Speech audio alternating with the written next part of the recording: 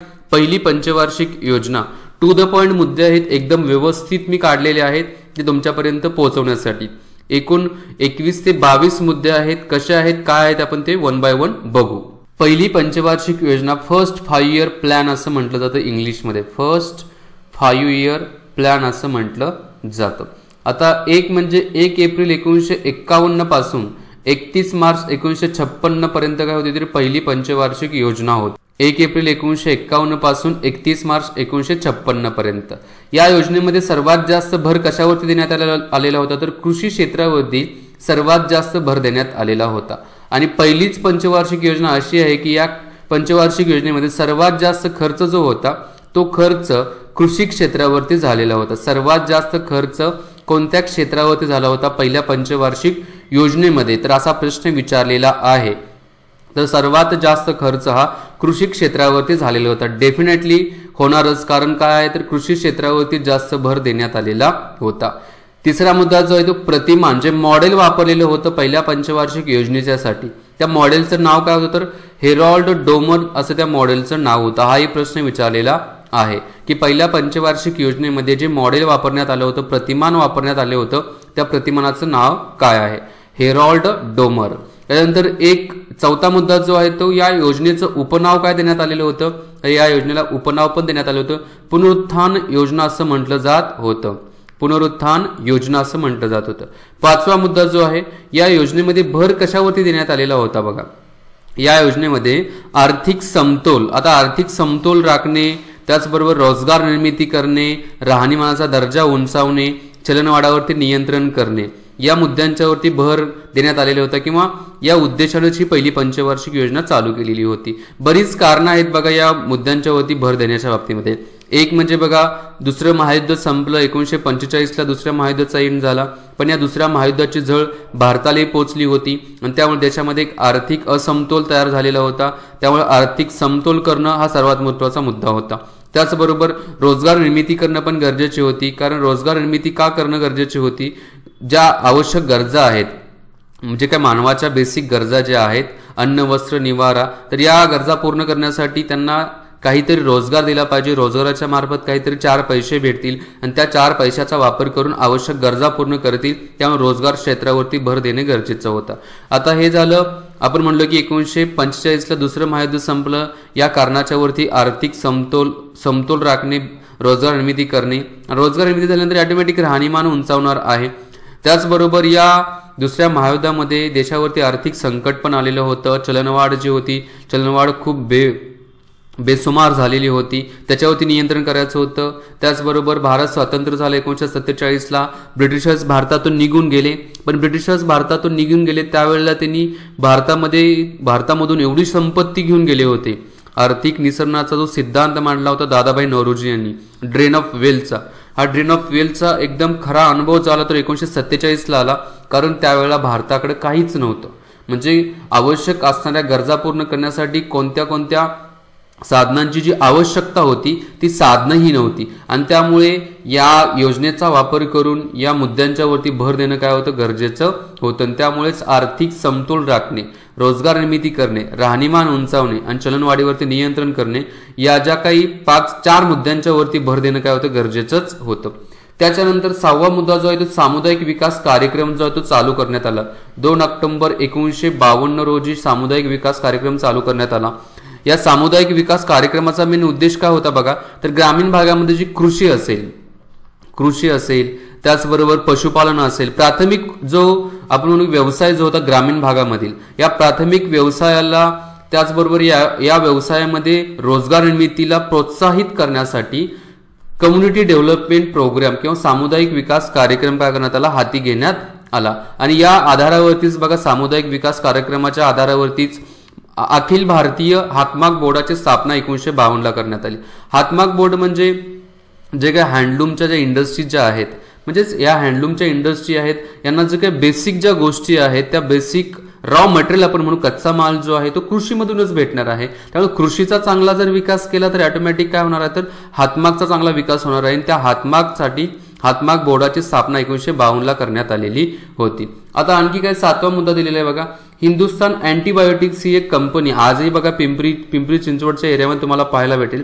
तर या कंपनीची स्थापना पुण्यामध्ये करण्यात आली होती. पहिल्या पंचवार्षिक योजनेचाच भाग आहे हिंदुस्तान अँटीबायोटिक्स. ठिकाण कोणतं?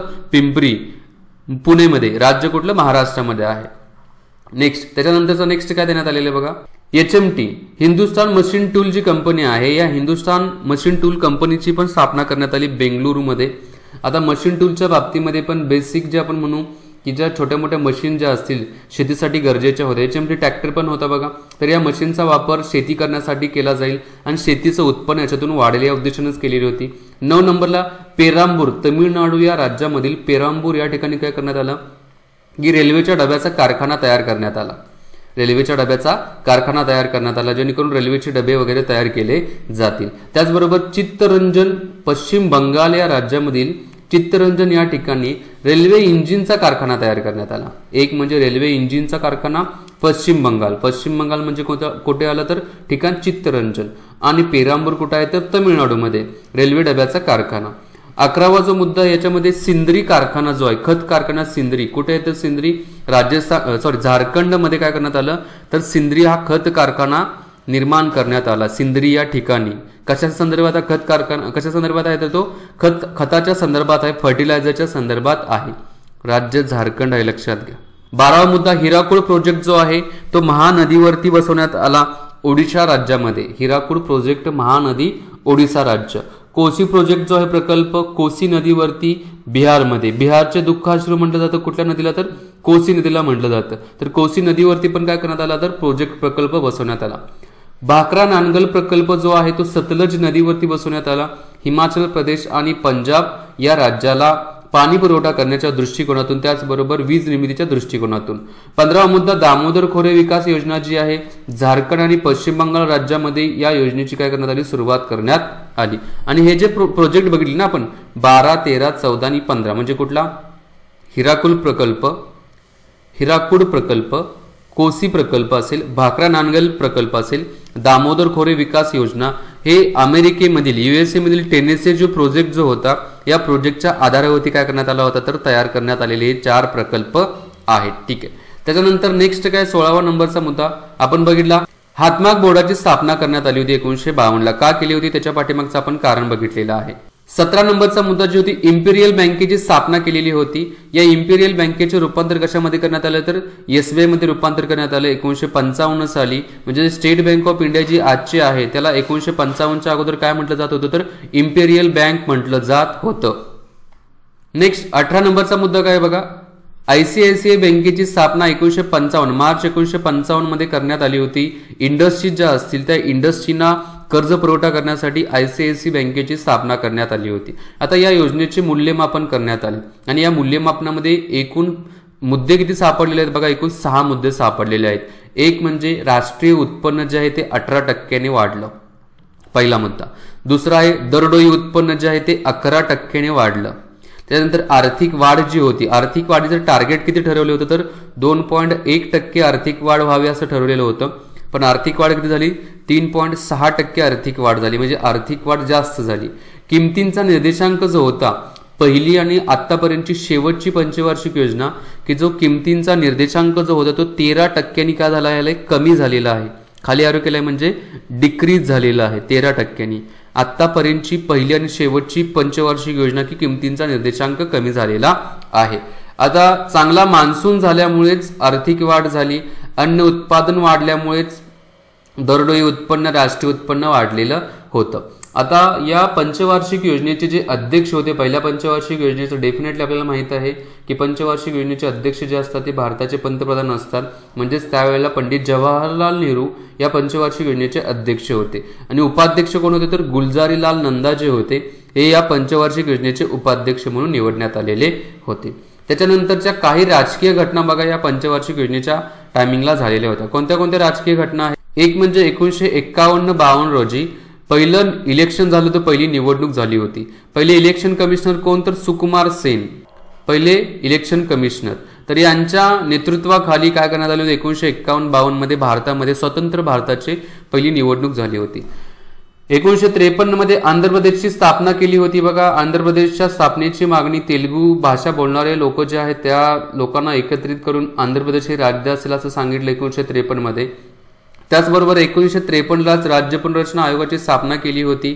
या राज्य पुनर्रचना आयोगाने त्यांचा अहवाल 1955ला सादर केला आणि या आधारावरती राज्यांची निर्मिती जी होती ती 1 नोव्हेंबर 1956ला करण्यात आली. म्हणजे ज्या अहवालातल्या ज्या शिफारशी ज्या होत्या त्या 1 नोव्हेंबर 1956ला अंमलात आल्या. पण ऍक्च्युली स्थापना 1953ची होती आणि अहवाल 1955ला सबमिट केला. हे जे दोन्ही मुद्दे आहेत हे पहिल्या पंचवार्षिक योजनेच्या अंतर्गत झालेली होती. आता या राज्य पुनर्रचना आयोगाचे अध्यक्ष कोण होते तर फजल अली होते. त्याचबरोबर याचे सदस्य जे होते ते पन्नीकर आणि कुंजरू, म्हणजे पाक कमिशन म्हटलेलं आहे बघा. हे मधलं जे आहे ते अली या राज्य पुनर्रचना आयोगाचे अध्यक्ष होते. पी म्हणजे पन्नीकर होते आणि के म्हणजे कुंजरू, रुद्रनाथ कुंजरू होते. अशा तिघांच्या मार्फत राज्य पुनर्रचना आयोगाचा अहवाल तयार केलेला होता आणि तो सरकारला सबमिट केला. आणि हे जे सर्वात महत्वाचा PL 480 आहे ना, PLचा लॉंग फॉर्म काय, पब्लिक लॉ असं म्हटलं जात होतं, पब्लिक लॉ. या पब्लिक लॉच्या अंतर्गत फूड फॉर पीस, अन्न हे शांततेसाठी आहे, या उद्देशाने अमेरिकेने काय केलं की जगामध्ये ज्या ज्या देशामध्ये अन्न पुरवठा होत नाहीये, त्याचबरोबर अन्नाचं प्रमाण, जेवणाचं प्रमाण, अन्नधान्याचं प्रमाण कमी आहे, त्या देशानं काय केलं तर PL 480च्या अंतर्गत गव्हाचे जे काही उत्पादन अमेरिकेमध्ये झालेलं होतं ते गहू या देशांना ट्रान्सफर केला. फक्त या गव्हाबरोबर एक चांगली भेट ही त्यांनी दिली होती. त्याला आपण काँग्रेस म्हणतो. काँग्रेस म्हणजे पक्ष नव्हे तर गाजर गवत जे आहे, या गाजर गवताची भेट अमेरिकेकडूनच आपल्यापर्यंत आलेली होती. आणि आज आपल्या शेतामध्ये जे गाजर दिसत आहे, पार्थेनियम हॅस्टोफोरियस, तर हे जे आपल्याला दिलेली अमेरिकेनं काय तर एक चांगली अशी भेट आहे. थोडक्यात जगामध्ये जो काँग्रेस पसरलेला आहे, मी म्हणेल गाजर गवताच्या बाबतीमध्ये, तो अमेरिकेच्या मार्फत पसरवण्यात आलेला आहे. कोणता लॉ, PL 480च्या अंतर्गत. ठीक आहे. तर हे सर्व मुद्दे जे आहेत, हे सर्व मुद्दे पहिल्या पंचवार्षिक योजनेमधील सर्वात महत्वाचे आहेत. व्यवस्थित नोट डाऊन करून घ्या, जेणेकरून याच्यावरती उद्या प्रश्न आला तर तुम्हाला डेफिनेटली 100% सोडवता आलाच पाहिजे आणि यायलाच पाहिजे, कारण त्या पद्धतीने मी तुमच्यापर्यंत ते मुद्दे पोहोचवत आहे. मी तर थांबतो. व्हिडिओ आवडले असेल तर लाईक करा, शेअर करा आणि सर्वात महत्त्वाचं मित्रांनो, चॅनलला सबस्क्राईब करा नवीन आला असाल तर. जय हिंद, जय महाराष्ट्र, जय भारत, वंदे मातरम.